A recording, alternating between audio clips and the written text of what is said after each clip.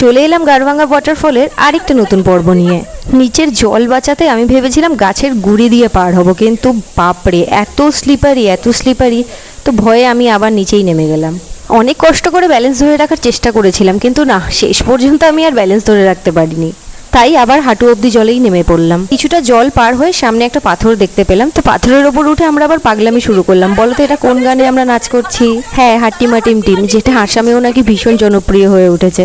ওই যে সামনে যে ঝর্ণাটা দেখা যাচ্ছে, আমাদেরকে ওই অবধি যেতে হবে, কিন্তু যাওয়ার রাস্তা কিন্তু এখনো অবধি ভীষণ কঠিন। হ্যাঁ, একে অপরকে আমরা হেল্প করছি ঠিক, কিন্তু যাওয়ার পথটা যেন মনে হচ্ছে এক অগ্নি পরীক্ষা। এত বড় বড় পাথর, নদী সব পেরিয়ে আমাদেরকে যেতে হচ্ছে। আর পাথরগুলো শুধু বড় নয়, শ্যাওলা জমে ভীষণ স্লিপারি হয়ে রয়েছে।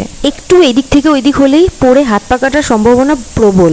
একে অপরের সাহায্য নিয়ে হাত ধরে কোনো মতে টেনে টুনে এগোচ্ছি। আর এই দেখো, সাবধান করতে না করতে একজন দেখো কিভাবে স্লিপ খেয়ে পড়লো। ভাগ্য ভালো যে খুব বড়সড় চোট লাগেনি। এইসব জায়গায় অ্যাডভেঞ্চার যেমন আছে, আর বিপদও কিন্তু ঠিক ততটাই। অবশেষে আমরা ঝর্ণার অনেকটাই কাছে পৌঁছে গেছি।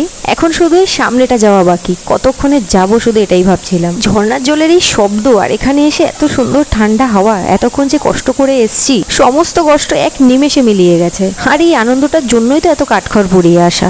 দুজনে মিলে এখানে বেশ কয়েকটা ছবি ভিডিও তুলছে। এবার ওরা সরে গেলে আমি তাহলে একটু গিয়ে এন্ট্রি মারতে পারি। গুয়াহাটি থেকে যারা আছেন তারা কিন্তু এই জায়গাতে আসতে পারেন, যারা অ্যাডভেঞ্চার ভালোবাসেন। তবে সামনের ওই পাথরে যাওয়ার রাস্তাটা আরেকটু মনে হচ্ছে কঠিন হতে পারে।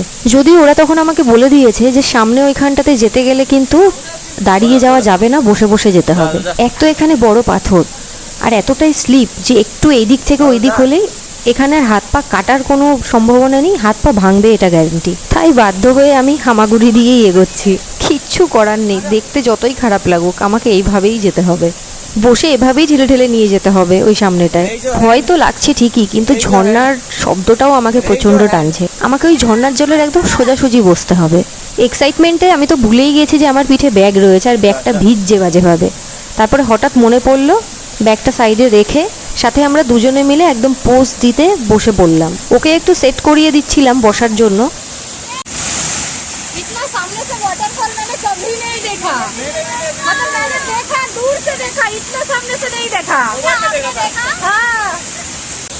আর আমি ওই যে যেটা বললাম, সত্যি আমি এত সামনে থেকে ওয়াটারফল জীবনে কখনোই দেখিনি, প্রথমবার।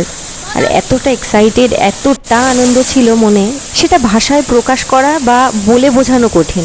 নামার সময়ও ভীষণই কষ্ট করতে হয়েছে। পাথরগুলো দেখতে পাচ্ছ কীরকম শ্যাওলা পড়া।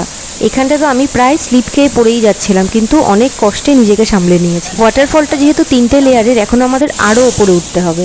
আসছি পরবর্তী পর্ব নিয়ে, সাথে থাকবেন কিন্তু।